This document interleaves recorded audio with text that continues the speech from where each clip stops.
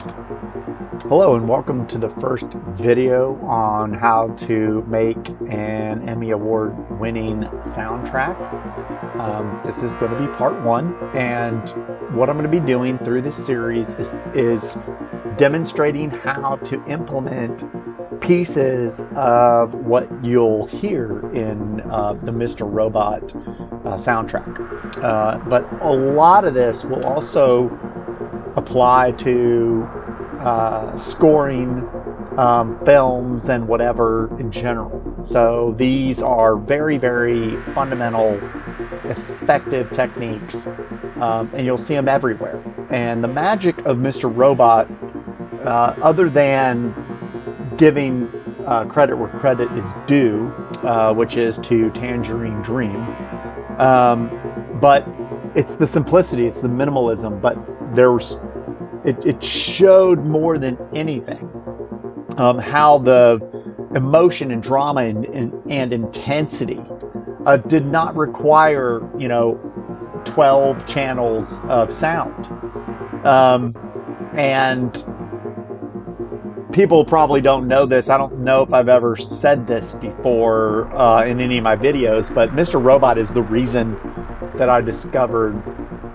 modular synthesizers. I was Googling around just Mr. Robot music, what's the deal, found out about the Emmy Awards and everything, and accidentally ran into modular synthesis in that string of Google searches and everything, and did a lot of research trying to figure out where everything started before that, really. And that's where I started to get into Tangerine Dream and others. And it was a fascinating journey of researching all this stuff. So anyway, I'm so excited about this. I can't tell you, this is bigger than anything that I've ever imagined. And anyway, so let's just get into it. So there's a couple things. I've got a patch. And what I'm going to do is I'm going to walk through these pieces, these techniques that you can put together to build soundtracks like Mr. Robot and many others. And so I'm going to talk through the pieces, where I believe that they're going to be distinct patches, because there's just no way I could fit all of the techniques into a single patch.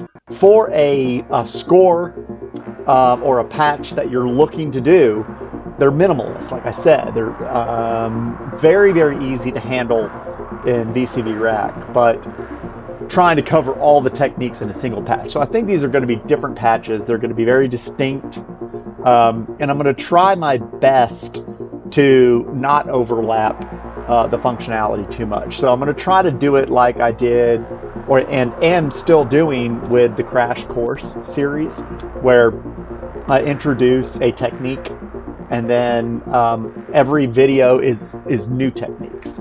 So, but at the same time, it'll be cool if I can create something interesting so that you can use the patch for any purpose. So I think this patch is pretty cool, but the purpose of it is to instruct and to illustrate how to implement these pieces. So it'll make sense as we go through. So to start with, I want to list the subscriptions that you're going to need. So there's MindMeld for the mixer. There's Valley for, I believe, just Plateau in this case. There's JW modules for clock, quantizer, and maybe something else. And then there is, of course, Vogue Audio. Not really sure anything could be done without some Vogue Audio. Volt, of course. All Right, which is I'm using for Chronoblob, Befaco, Dual Attenuverter, and Rampage. VCV, of course. In this case, Merge, Split, VCA, and possibly others. And then Stoller Melder, where I'm using, what am I doing? Stoller Melder. What am I using Stoller Melder for? I may not be using, I don't think I'm using Stoller Melder anymore. Oh no, here we go, CV map. So CV map. and maybe something else in here I'm not seeing at the moment. Okay, so those are the ones, and I'm making every effort to reduce these and to use, like the FM op, right? And the volt filters. And I'm trying to kind of consolidate what I'm using. I've got ADDR seek for sequencers. I'm trying to be sensitive to what's involved with installing a bunch of subscriptions or whatever, right? So that's not too much to ask. I don't think these too much. Okay, so then let's talk about some of what's going on here. So why don't let me fade this out and then dim and then bring it back in so you can hear. We've got only three voices here in this one. So let's take a listen, because I think they sound pretty cool, even though we're really focused on the individual techniques. But let's just see what happens here.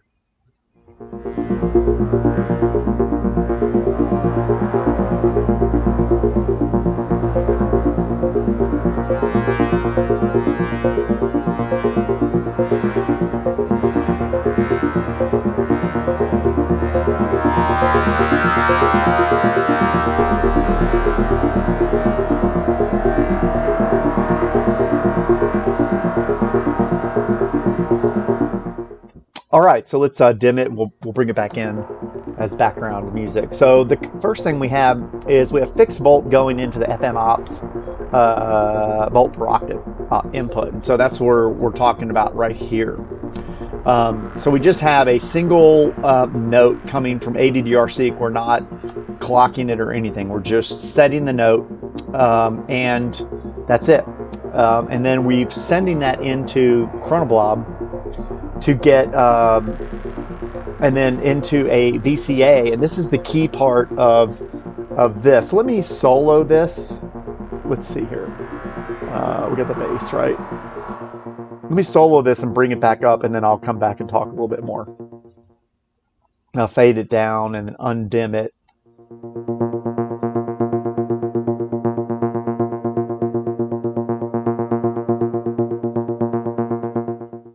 Okay, so I'm going to fade it, dim, and fade back up. So what you have here is you have the two channels of the Chronoblob, and I'm using the dual attenuverter to both offset and attenuate signals, but I'm doing that in a random way. So I'm using the sample and hold to do this. And what's happening is we're basically taking the left and right channels of the output of Chronoblob, and we're just changing the levels back and forth individually. And that is a feature that you will hear in the Mr. Robot soundtrack. And it's pretty cool. I really like it a lot. Let's listen to it very, very briefly, and we'll get on to the next technique.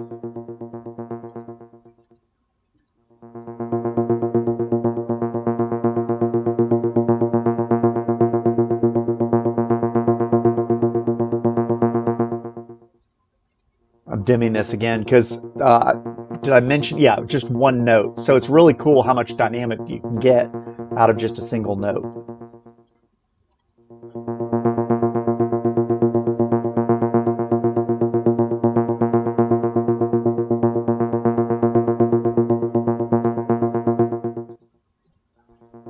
Okay, so that is what I would call the bass part that you'll see prominently in the soundtrack. Let's see what else we've got. Sample and hold into the dual attenuverter. Okay, so we just talked about this, VCA, CV. So that's what we just talked about here. The other technique we have is we have a clock multiplied by 3 into ADDR seat into the basal lead. So that is where, if we go find, where are you? Where did you go? Here we go. Here's the basal down here. And so if we trace this back, what we have is we have this R gate, which is a new module from Bogue Audio, and we have this set to clock multiplication. So we got 3, right? Because our clock is only 160 BPM, but we want it to be really, really fast, this part. And this is very, very common Mr. Robot music. You'll see this all the time, just really fast, simple, non-gated sequences like this. And what else do I want to say a little bit? This is lead. So let's solo this and check it out. Would be over here. So let's solo this. We're going to fade out, dim, and then bring it back in.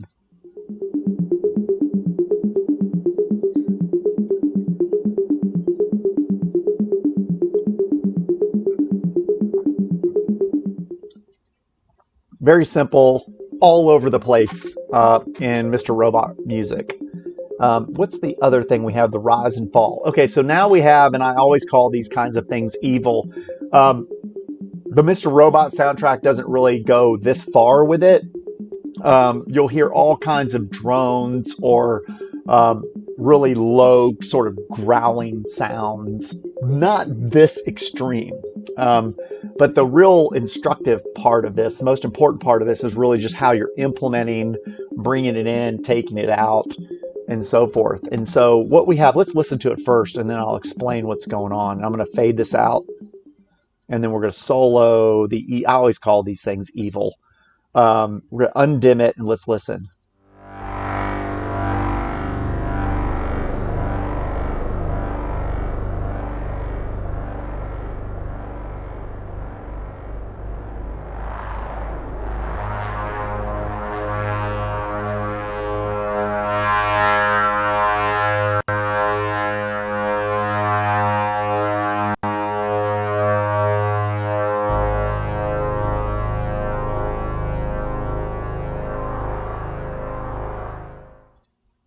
Okay.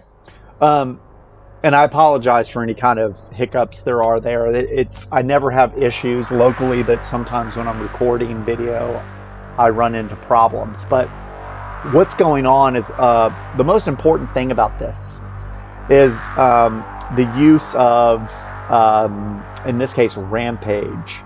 And I have another implementation of this that I'm tempted to bring up, but I don't really need to do it. Where I am generating a new note using a Bernoulli gate tied to like a clock divided by 16. And then what I'm doing is I'm using stages to envelope this in a very, very similar way to the Rampage. But what's going on with the Rampage here is what I've got it in cycle mode, so you can see right in this area here. I don't know if you can see where I am. I'm in the middle of the bottom of the page, and I've got this set to cycle mode on the A side of Rampage. And what's going on is, well, there's a couple things going on actually, but I had to trigger it to put it into motion. And then we have this rise and fall, okay? And that is if we look up here at the scope here, this is Rampage. This is, if we follow this cable right here, it's the out A. This is what's happening here. So you can see a pretty low, slow rise, which is from here. I've got this range to the slow range. So it's a pretty slow rise and pretty slow fall, which you can see from the scope. And what's happening is at the end of cycle, I'm triggering a sample and hold that's going to give us our next note to play. And you can see that going into the VCAs here. And the VCAs is making all kinds of weird sounds because I'm randomizing that through CV map and actually CalDAW. Where did CalDAW go? Here's CalDAW over here. Okay, so this is in a cycle mode. It's independent of the rest of the patch. It's just going to cycle, and at the end of the cycle, it's going to give us a new note, and then it's going to start the process again. So every time you see this ramp up, it's going to be a new note that it's going to play, and it just gives that effect. And that is prevalent throughout many Mr. Robot soundtrack patches or soundtrack pieces. What is the rest of it?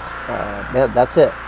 That's the last one. So there's basically three main techniques that we're talking about in this patch. And so I can't wait for the next one. And so I will see you then.